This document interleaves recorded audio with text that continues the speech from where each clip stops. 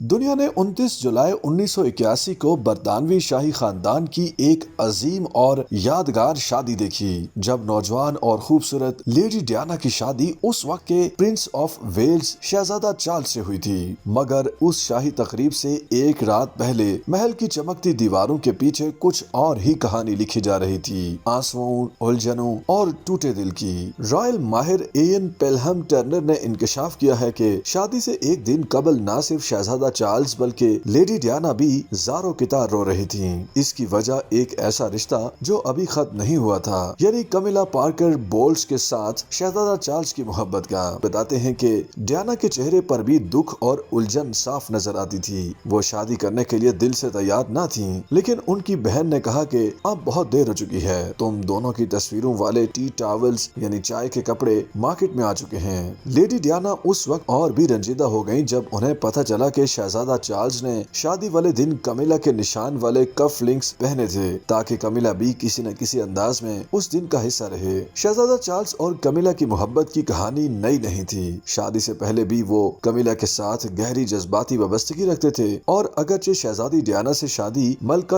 Elizabeth دوم کی خواہش پر ہوئی، لیکن ان کا دل کہیں اور بندھا ہوا تھا۔ سن 1996 میں شہزادہ چارلز اور لیڈی ڈیانا نے باقاعدہ طلاق لے لی، اور صرف ایک سال بعد دنیا نے لیڈی ڈیانا کو ایک المناک حادثے میں کھو دیا۔ اس وقت کے شہزادہ چارلز اور لیڈی ڈیانا کے دو بیٹے ہیں، ولی عہد شہزادہ ولیم اور ان کے چھوٹے بھائی شہزادہ ہیری۔ سن 2005 میں شہزادہ چارلز نے آخرکار اپنی دیرینہ محبت کمیلا سے شادی کر لی تھی، وہی کمیلا جن کے لیے ایک دن لیڈی ڈیانا کے دل سے آنسو بہے تھے۔ ملکہ الزبتھ کی وفات کے بعد شہزادہ چارلز نے برطانیہ کا تخت سنبھال لیا۔ کمیلا اب ملکہ ہیں۔ YouTube پر گوگلی نیوز دیکھنے کے لیے youtube.com کی سرچ بار میں googly news T V type کریں۔ گوگلی نیوز کے پیج پر سرخ رنگ کے سبسکرپشن والے بٹن پر کلک کرنا نہ بھولیے۔ YouTube پیج پر اپلوڈ ہونے والی ویڈیوز سے باخبر رہنے کے لیے بیل آئیکن پر کلک کیجیے۔ آپ کو ہر نئی ویڈیو کے بارے میں نوٹیفیکیشن موصول ہو جائے گا۔